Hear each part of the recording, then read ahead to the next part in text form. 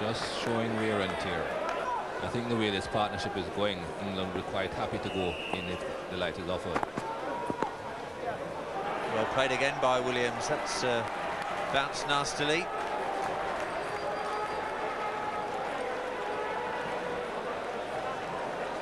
Williams won't mind the bruise. It's another run to the total.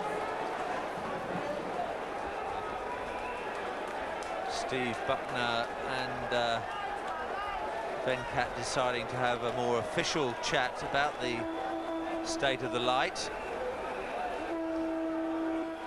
So once again, bad light stops play. We haven't yet had a complete day's cricket in the match. That's the West Indies card. That really was a brave innings by Stuart Williams. And when Adams was out, West Indies were 124 for 5. Hooper and David Williams have now put on 57. Again, the highlight of the bowling was Angus Fraser with 3 for 32. 1 wicket for Tufnell, but Headley and Caddick were disappointing. And there it is, 101 runs and 5 wickets in it.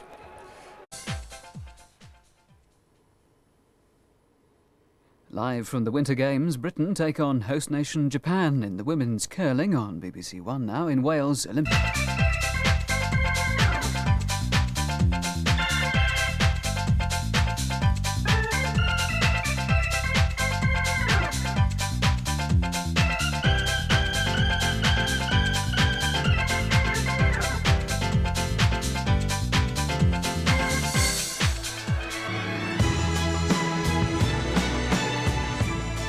Angus Fraser,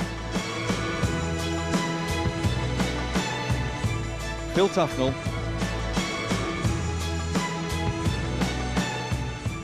Andy Caddick and Dean Headley. 'Cause it's a bittersweet symphony that's life. The men Mike Atherton will look to in England's quest for victory. Yesterday evening at the Queen's Park Oval, 3 wickets went in 26 balls for just 4 runs. A similar performance today, and England will win the match. Standing in their way are the enigmatic Carl Hooper and wicketkeeper David Williams, who between them have put on 57 runs. Another 50 partnership today, and it'll be the West Indies who are celebrating. Hello and welcome to the highlights of the 5th day of what has been the tensest of Test matches. It's obvious, of course, to say that victory is important to both teams, but bear in mind that this is effectively the first match of this series, plus the fact that the second game is played here on the very same ground starting on Friday. I reckon whoever wins today will take a huge psychological advantage into the Test series. Here's how things stand at the moment. West Indies need 101 more runs to win, and England those 5 wickets.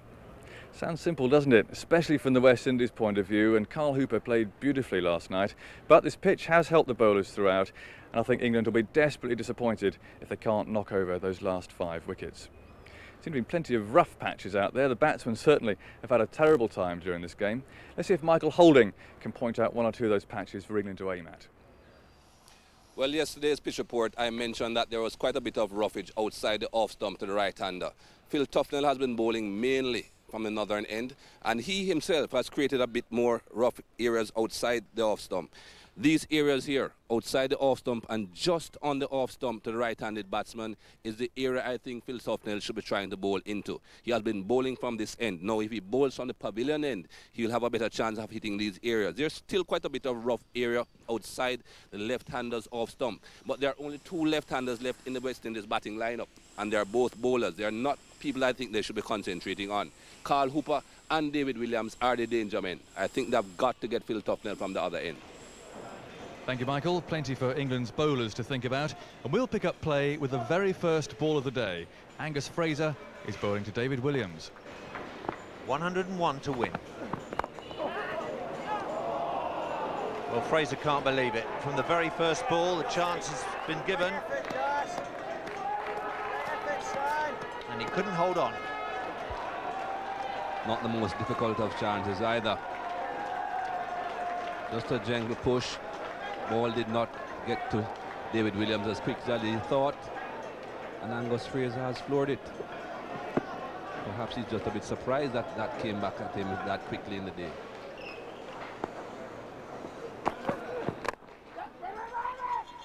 Hooper wanted the single. The throw's off target, but I think he'd have made it back. So a nervous start. Williams giving that return catch chance to Fraser, and now Hooper desperate to take every single he can, but that would have been an ill-judged run. That hasn't bounced much. Well, Fraser can't believe that. It's a maiden. It might so easily have been a wicket maiden. Well, David Williams always looks to be pulling at these balls that are pitched a bit short. That hasn't really bounced very much at all, hitting him just on the roll or just above the roll. I can understand why Angus Fraser might be a little bit disappointed. That's not very high.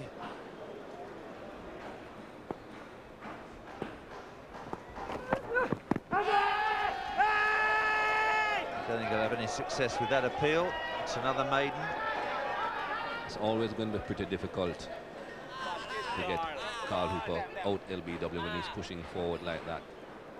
Not afraid to get that left leg forward, Carl Hooper. Pushing it out as far as he possibly can. Bit of movement off the seam though for Andy Caddick, and another good over.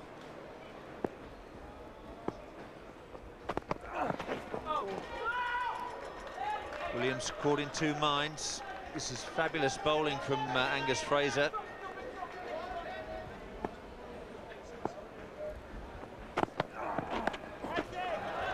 Safe. Running away, Tufnell is down at a deep long leg, and he does pretty well. Williams gets 2 for it. Quite important that Tufnell made sure of the boundary. I think there was a moment when he thought about trying to stop the second run, and in the end was better getting everything behind it and making sure of stopping the boundary.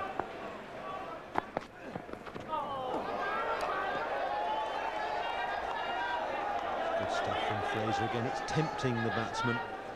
There's only a minute variation in line, just a little bit of width and that full length again.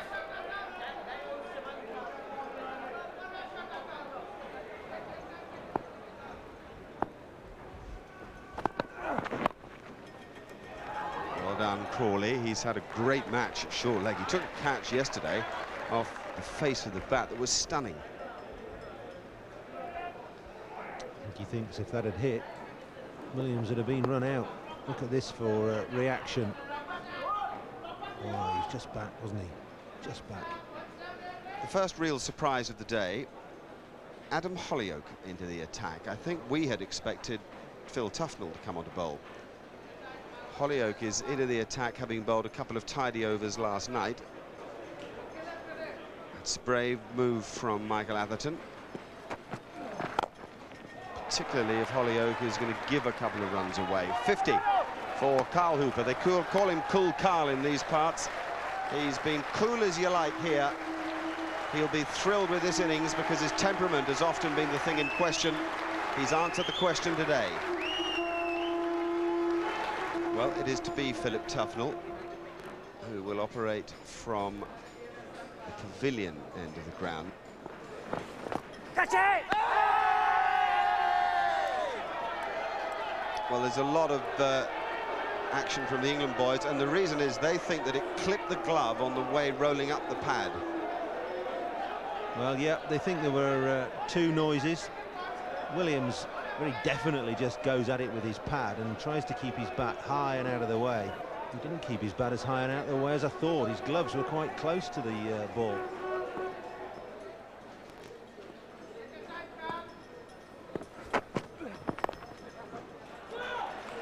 It's one of Hooper's favourite strokes, and he's right not to come back for a second. A good fielding. Angus Fraser down there at third man. Resting, waiting for the new ball, I would have thought.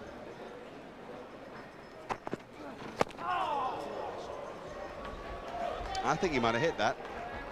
I think there might have been a thin edge. It would never have carried to Russell standing back. Thinnest of inside edges, was it? Yeah, I think it was.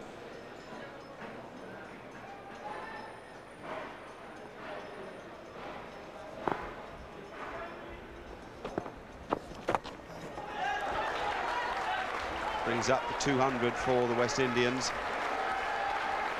And the last 20 minutes has just drifted their way a little.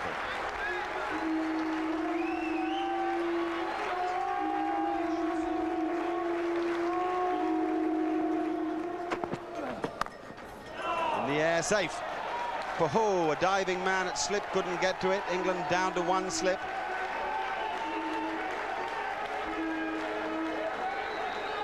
The rub of the green appears to be with the West Indies. It certainly does. They've had the good fortune this morning so far. Just out of Graham Thorpe's reach at wide first slip. And Williams carries on. If you flash, flash hard, they say.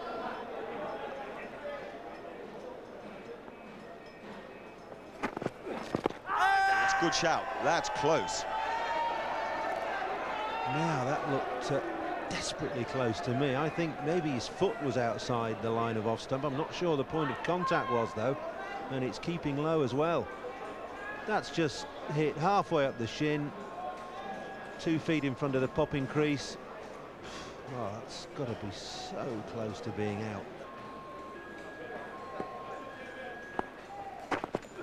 That's another good shout too. Quite know what umpire Venkat was doing, getting everybody excited there, but anyway, it isn't out, and this magnificent partnership continues.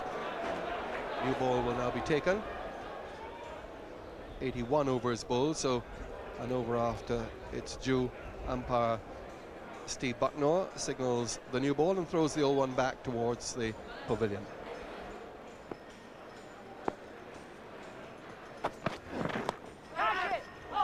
Just got the glove to it. Into the glove and out. So a chance to Russell down the leg side, the second that Williams has given today. He's thumped it with his hands, and Jack Russell's got his hand to it. Unfortunately, that's got to go down as a chance. We've been on the commentary talking a lot about the leg before decisions which have or have not gone, or would have or would not have hit the stumps today, but England really have themselves to blame. Very first ball of the day, that'll go away for 4. The ball is hard. Williams dropped by Fraser off the very first ball of the day, and now Russell putting that one down. And just to rub salt in the wounds, Williams got a single from the chance, and now Hooper has come into the strike and got 4.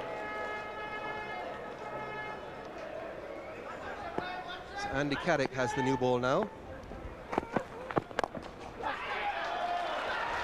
There'll be a couple here. 48 to Williams carries him equal to his highest test score, which he made on the recent tour of Pakistan in the second test.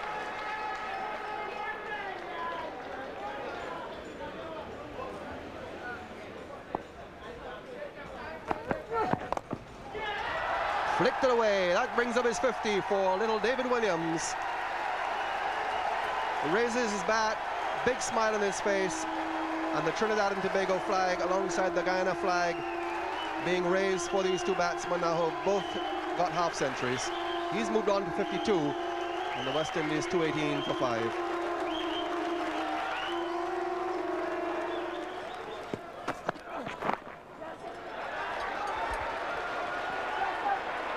Back for a second.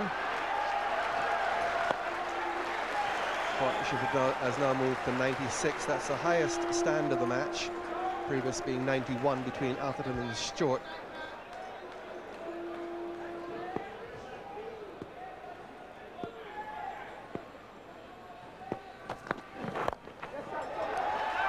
It's gone away for 4.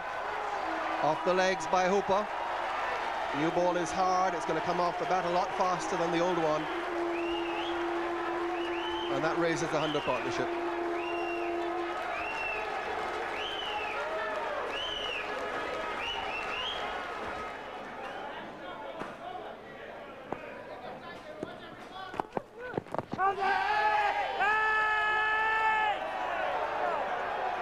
They're getting no joy from the umpires, England. Well, there's been a lot of confident appeals this morning, and that's another one. Doesn't look a lot wrong with that to me. Well, that's straight. It's not going over the top. It's not going down the leg side. Draw your own conclusions. Got it through. Long chase here from mid-off. look up to see if there'll be 3, but there isn't time for it. Not only they would have shouted no to themselves, but also got no from the crowd. There's David Lloyd. He'll be very nervous in there. He's a highly strung individual, the England coach. Well, this is a real frustration for England this morning. There would have been at least half a dozen very close leg before appeals. Well, again, the only thing that might have happened against him there, it might possibly have done too much, but he's certainly not too far down the wicket. Who'd be an umpire, eh? The match isn't over yet. It's easy to assume it is, because we've had a period of play that has gone so much the way of the West Indies. This is the man who deserves the maximum credit, Carl Hooper. Strokes like that mixed with very well organised defence and a calm head. All the questions being asked about Hooper over the years are being answered here. The West Indies selectors persevered with him at times when others didn't think they should have done, and he's rewarding them here with potentially match-winning innings. It's a vicious ball, and it's, goodness me, it's gone over Russell and has been given us 4 byes. What must this man, Michael Atherton, be thinking now? Things certainly are going in the way of the West Indies. David Williams being dropped the first delivery, dropped again by Jack Russell down the leg side, and then 4 more runs to the West Indies without them really trying. That ball just taking off. It's not the first time that we have seen that on this pitch from that particular length.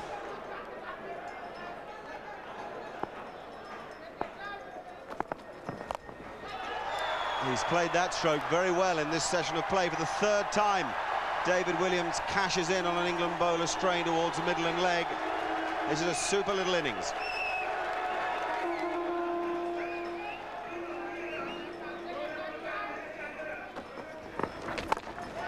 Oh dear. He's too short from Tufnell, and Hooper's seeing it mighty big at present. No one out in the deep in the mid-wicket region. Deep, long off, but lots of room on the onside if you're going to go over the top. And Carl Hooper was quickly onto the back foot there. He summed up the situation quickly. Short ball, here's some runs.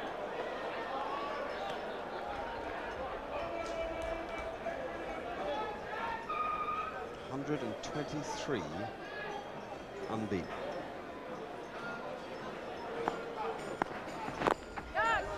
Oh, got away with another one. 4 more. A lot of bat in that, well wide this time of Jack Russell.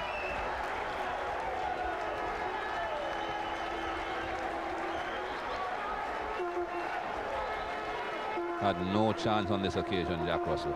Much too wide of him. And Dean Headley again straying in direction.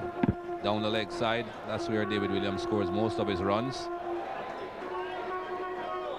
Oh, not again, says Mike.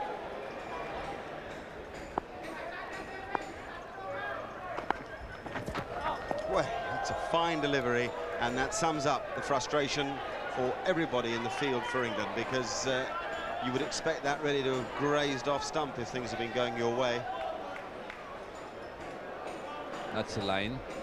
Just missing off stump. Didn't bounce a great deal at all.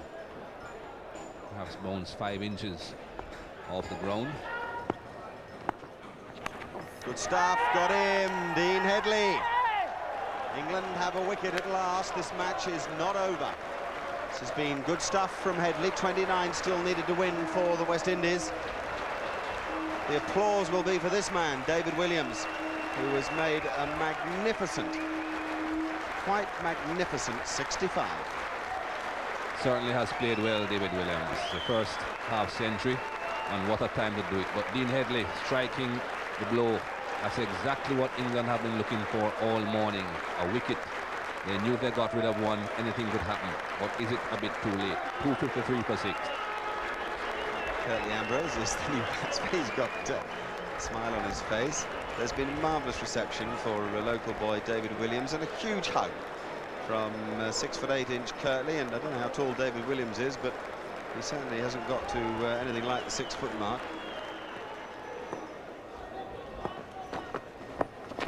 Catch it! because England thought Hooper hadn't got his gloves out of the way. I think he had. I think it ran up his back, actually. I think Carl Hooper was more interested in protecting his stumps than anything else. That ball passing behind him.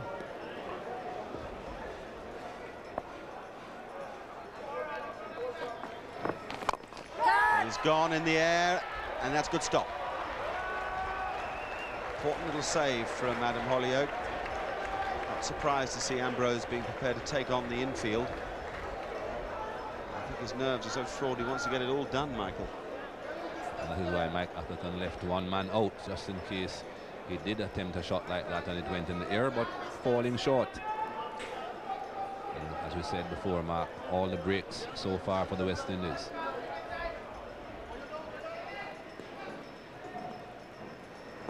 One ball left of the over. Oh, fine shot. Fine shot. Atherton having to bring everybody in, and Tufnell just over pitching enough for Hooper to be able to hit him straight down the ground with some clarity. Well, he brought everyone in to make sure that Carl Hooper didn't get the single, and Carl said, well, I don't have to take the single, I'll take 4.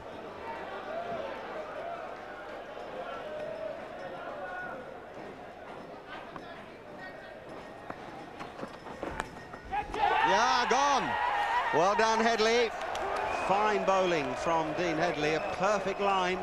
What a morning's cricket, a marvellous partnership from Hooper and from Williams. The minute it was broken, as we've said all the time, on this surface, one wicket can follow another dead easily. Ambrose is depressed, he needn't be. That one pitched in line with his stumps, he had to play. Just did enough to leave him with a bounce. And Jack Russell takes a pretty simple catch.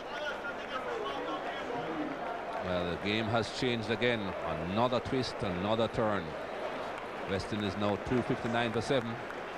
So it's Hooper and Benjamin. 23 runs needed, 3 wickets for England to take.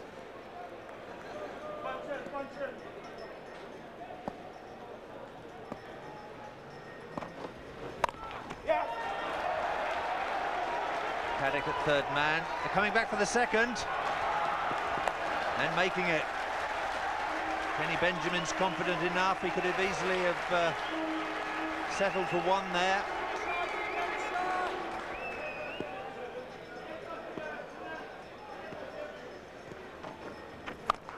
Cooper's gone after that. 2 short, smashed away for 4. West Indies almost within touching distance now. Carl Hooper onto that so quickly, he smashes that away in front of almost straight mid-wicket that went.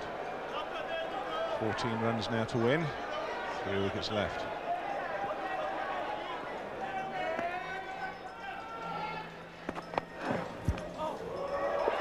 Well, that's gone straight through. It's hit the helmet. That's got to be 5 runs. Well, nothing's gone right for Jack Russell in this match. That ball shoots along the ground, past the keeper, and rockets into the helmet. And I have to say that I'd expected Jack to get something on that. Well, when it rains, it pours.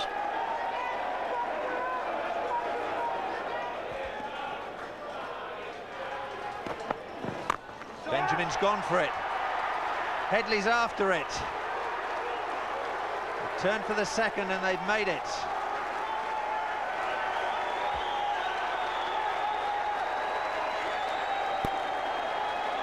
The West Indies just 1 boundary away now. 1 hit could do it. Hooper will be thinking, I've just got to loft this back over the bowler's head and the match is over.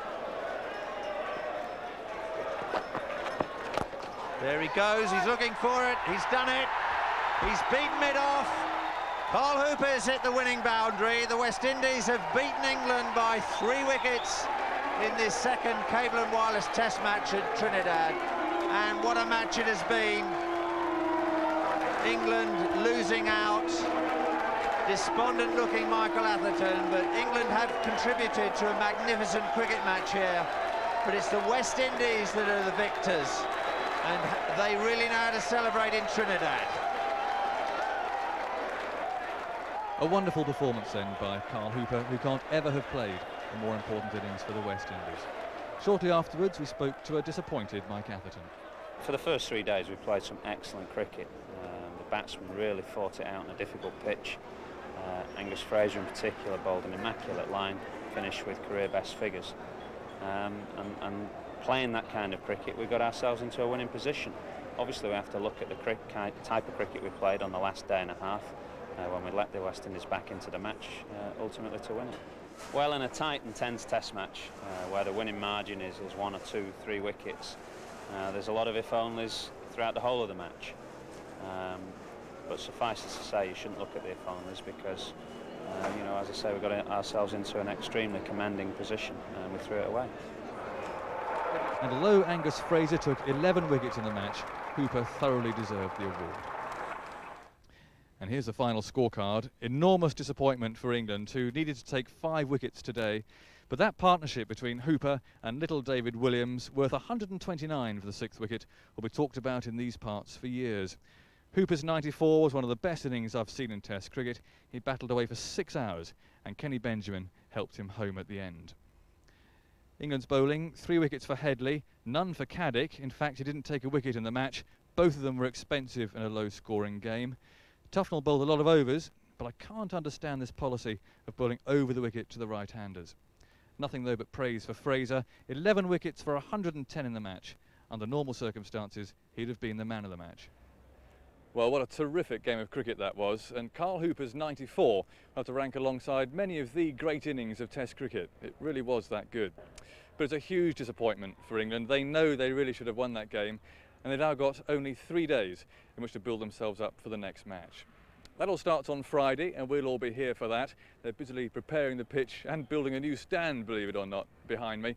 And while I say cheerio, I'll leave you with some of the memories of the last 5 days. Good night. Jumbo, jumbo, jumbo.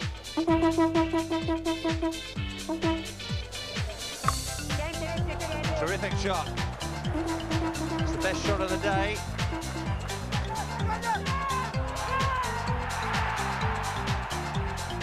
Oh, ow.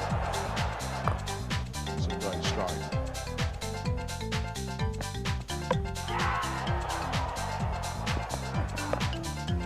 That's top edge, and it's out.